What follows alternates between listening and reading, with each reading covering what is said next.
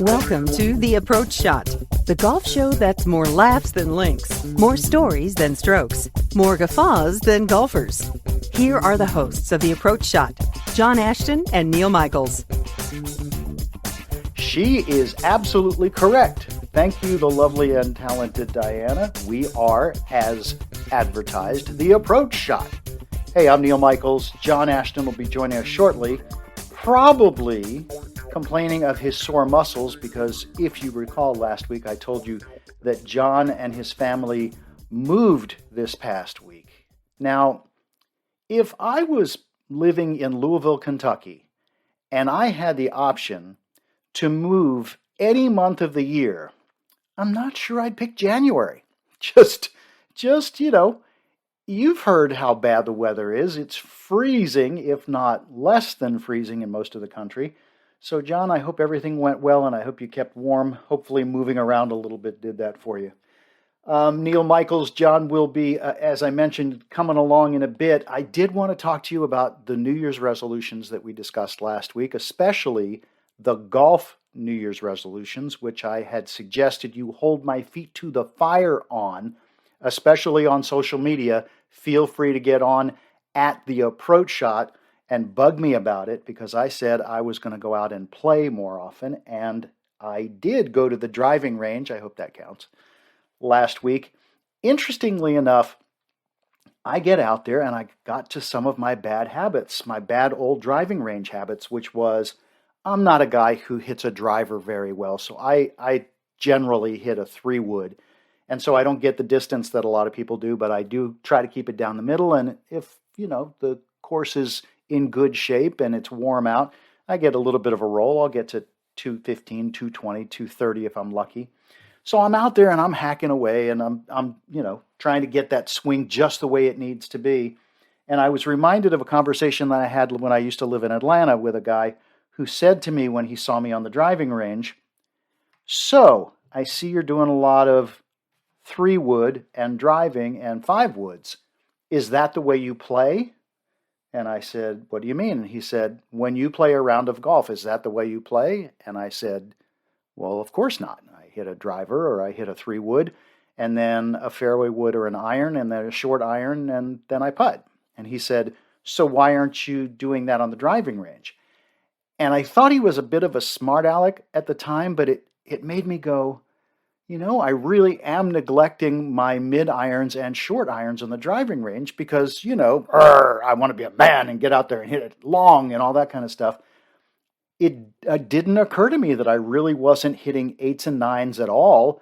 I would hit a pitching wedge or two and I'd hit some 4s and 5s, but again, with that, I was going for distance.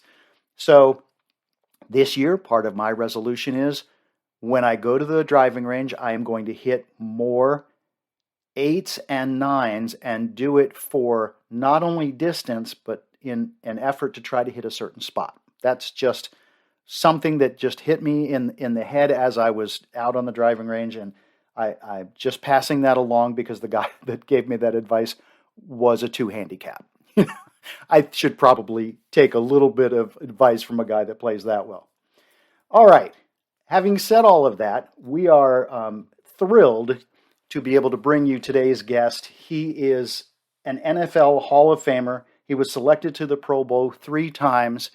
He's a philanthropist now. He played for the Kansas City Chiefs for 18 seasons, and when he retired, he was ranked first in field goal percentage in history and had the most field goals in NFL history. And this guy is not only funny, he's articulate and a gas. Nick Lowry of the Kansas City Chiefs will be joining us after this. Don't you dare go anywhere. The great Arnold Palmer once said, "Golf is deceptively simple and endlessly complicated." This quote applies to investing, too. It sounds easy, right? Invest your money and watch it grow. But 90% of the people lose money in the stock market. Just remember, you can't control the markets, but you can control your risk. So how do billionaire investors control their risk? They diversify their portfolios with alternative assets like blue chip art. In fact, many billionaires allocate 10 to 30% of their entire portfolios to art. The simple fact is that blue chip art prices outpaced the S&P 500 by 164% from 1995 to 2020. That's why I was so excited when I found Masterworks. This alternative investing platform lets you invest in paintings by legends like Andy Warhol, Monet, and Picasso without spending millions. Over 300,000 people have signed up, and if you want priority access to their newest paintings, you need to log on to masterworks.art/approach. That's masterworks.art/approach. See important disclosures at masterworks.io/disclosures. Texting enrolls you into recurring automated text messages. Message and data rates may apply. Men, want to feel younger, stronger, leaner? You don't have to slow down after 40. Frank Thomas found the secret to staying in shape with the energy and drive of his 20s. Man, you look like you could still hit it a mile. I feel great, too. What gives? After 40, men slow down. It's harder to stay in shape. Why? Our free testosterone levels drop. It happened to me, and then I found Nugenix Total T. New Nugenix Total T is our most powerful man-boosting formula ever because it boosts your free testosterone and your total testosterone. Nugenix Total T helps provide even more energy, performance, testosterone, and muscle-boosting ingredients for even better results. To get your complimentary bottle of Nugenix Total T, text GRIT to 321321. Samples are not available in stores. Well, wait. When you can do something about it now? I gotta try Nugenix Total T. Text GRIT to 321321 for your complimentary bottle of Nugenix Total T. That's GRIT to 321321.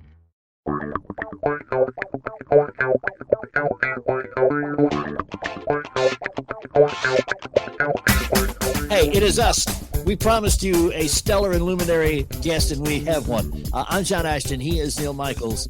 And I'm sorry that we took so long to get to him because this is a guy we should have started talking to eons ago. But Nick Lowry, the name rings a bell, but I'm going to let Neil, the head of Chiefs Nation, Michaels.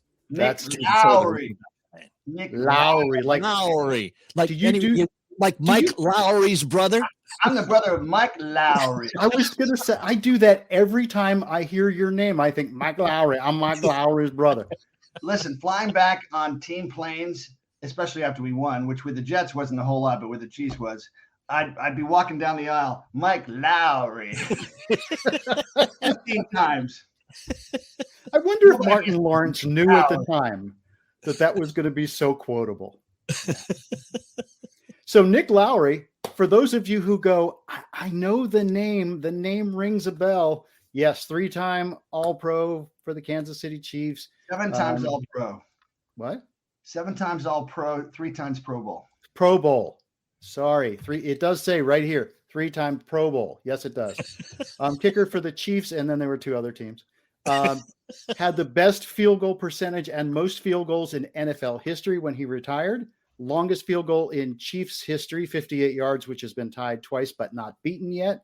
I had it twice too. In fact, if you look at the video, it was really 59 yards against the Raiders, but because the Chiefs emblem was covering the hash marks, the knuckleheads were like, it's 58. No, it's 59. In fact, Todd Christensen, my buddy, who was the player rep for one of the player reps for the Raiders, said it was the longest kick he ever saw because if you watch it, I can send you the video.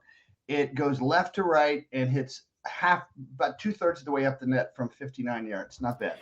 Yeah, see, today they would say, he had another 15 yards on that one. And then but you still wouldn't get credit for 71. Oh, I wouldn't expect credit for 71. Yeah, there you go. Also, by the way, this is interesting because John usually does the geography thing. I knew somebody who lived in the same area I did. You grew up in Washington, D.C. and went to St. Albans, which my first program director ever in radio went to St. Albans, Chuck Dickman. Really? And you're about the same age. So he was in my class. Was he? Yes. Really? Yeah. We had a class of 64 and Chuck Dickman. I'm not going to make any jokes about that last name. Believe me, he's heard them all. Don't have to. Yeah, exactly. You have to. And by the way, if the shoe fits. With a first name Nick, you can imagine the poetry that's out there as well. Nick, Dickman, anyway. Yep. Well, that's great. I will contact him through social media and say Nick Lowry says hi. Exactly. So we've got a lot to talk to you about today, including a lot of football stuff, but it sounds to us like maybe, we talk a little football and then you tell us a little bit more about Beyonce, Muhammad Ali, all the people that you've known. Interview is tangents. Tangents. It's possible this is going to be the first 4-hour podcast we've ever done. I just want to know, like 4 hours. How many of your compatriots on that list, and you're in the top 20 of points scored all time in the NFL, how many of the compatriots on that list came from Ivy League schools? Because that doesn't happen a whole lot in the NFL. You know what? I just found out from Reggie Williams, who played with me at Dartmouth and then had a great career with Cincinnati. He's in the top 50 Cincinnati Bengals of all time, helped found the Disney sports complex down there. And apparently no Ivy League player has ever played more NFL seasons than Nick Lowry. Don't surprise me none. And an NFL Hall of Fame nominee in 2020. When's that going to happen? Every year nominated. Yeah. How can I throw some stats at you? Beat out Stenerud. Head to head, played 6 more years with Green Bay and Minnesota. His lifetime percentage was 67%. Mine was 80%. He was 58% at Arrowhead Stadium. I was 85%, but who's counting? And Morton Anderson, 20 years indoors. They both deserve to be in the NFL Hall of Fame. Don't get me wrong. They're both great kickers, but so do I. And my percentages were higher outdoors in windy Arrowhead and very windy Meadowlands. But you know what? One of the things I really truly mean this is, at this stage, I'm 65. I mean, I feel like I'm 40, but when I wake up in the morning, I feel like I'm 80. But when I start going,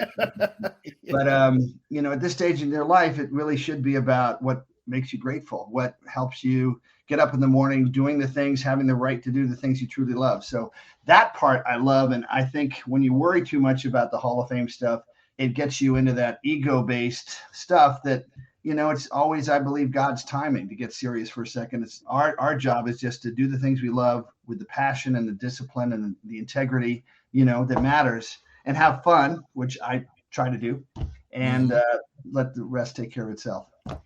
So earlier this year, or I guess it was last year, Justin Tucker hit the kick that has now established the longest field goal in history. You're a kicker. You watch that. It hits the upright and bounces through. Yeah, 2 inches shorter, it would not have gone through. Right.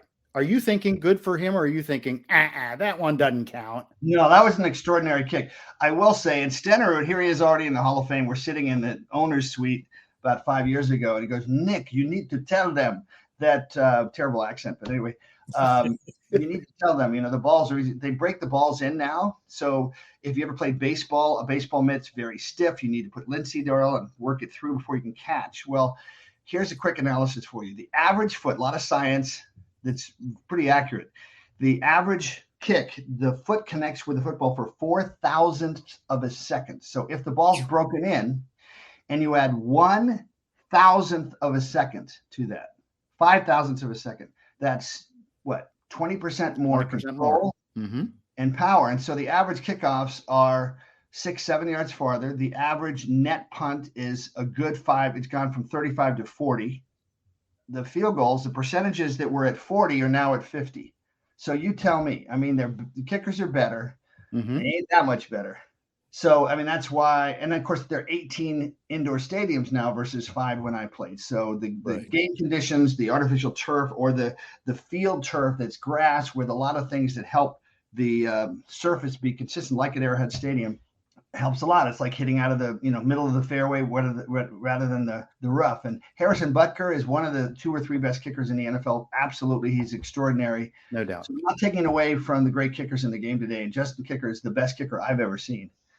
And he also sings opera. I mean, what a jerk! Yeah, he's fortunately not at the same time. No, you know what? Wouldn't that be great? Is on an extra point. But then the very first time he missed one, people would say, if he would just concentrate, it'd be so much better. Hey, I have a question about football, and this comes from a fan's perspective, and probably somebody who's listened to the guys do too much play-by-play in color. These days, with the new